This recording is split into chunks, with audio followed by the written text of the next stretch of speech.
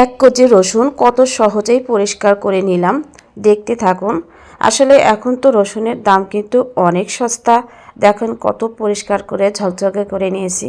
আর এটা কিন্তু 30 থেকে 40 মিনিটের মধ্যেই করে নিতে পারবেন যদি এই টেকনিকটা অবলম্বন করেন। তো দেখতে পাচ্ছেন এখানে আমি রসুন কিনে নিয়ে আসছি প্রায় 1 কেজি। তো 1 কেজি রসুন আমি এগুলো এভাবে কিনে নিয়ে এসেছি, এটা কিন্তু আস্ত নাই অবস্থাতেই আছে। তো এগুলোই নিয়ে আমি বেটে তারপরে ফ্রিজে রেখে দিব।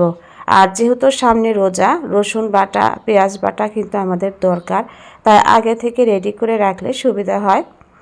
তো এখানে আমি একটুখানি গরম পানি, খুব বেশি কিন্তু গরম না, হালকা গরম পানি দিয়ে আমি এভাবে ভিজিয়ে রাখবো প্রায় 1 ঘন্টার মতো।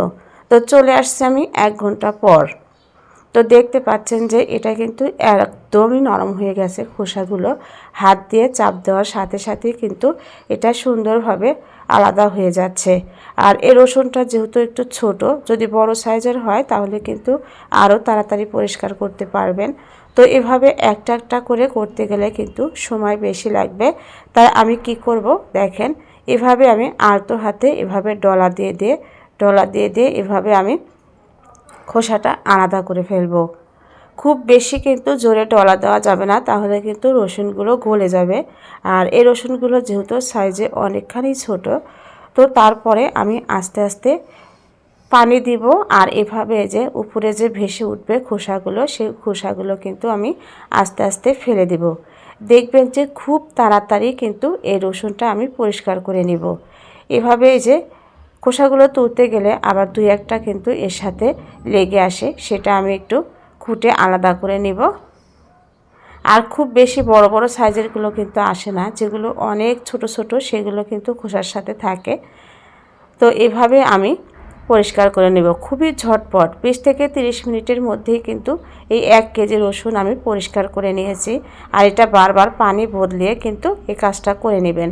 এখন দেখেন যে আমার রসুনগুলো কতটা ঝকঝকে আর চকচকে হয়ে গেছে, একটা খোসাও কিন্তু অবশিষ্ট নেই। তো এই টেকনিকটা ফলো করে কিন্তু আপনারাও রসুন পরিষ্কার করে নিতে পারবেন, কারণ রসুন পরিষ্কার করা কিন্তু খুবই ঝামেলার কাজ। তো এখন দেখাচ্ছি যে এর খোসা দেখেন, কতগুলো খোসা কিন্তু আমি বের করে নিয়েছি। দেখেন কত সহজেই এই রসুনগুলো পরিষ্কার করে নিলাম। তো এভাবে আপনারাও করে নিতে পারবেন, যেহেতু সামনে রোজা। তো রোজার মধ্যে আমাদের কিন্তু বাটাবাটি করতে অনেক সময় লাগে, রোজা থেকেও এনার্জি থাকে না। তাই এভাবে পরিষ্কার করে ব্লেন্ড করে অথবা পাটায় বেটে আমরা ফ্রিজে রেখে দিতে পারি, তারপরে আমরা সারা মাস খেতে পারবো। তো ভালো লাগলে লাইক শেয়ার কমেন্টস করে সাথেই থাকবেন। ধন্যবাদ।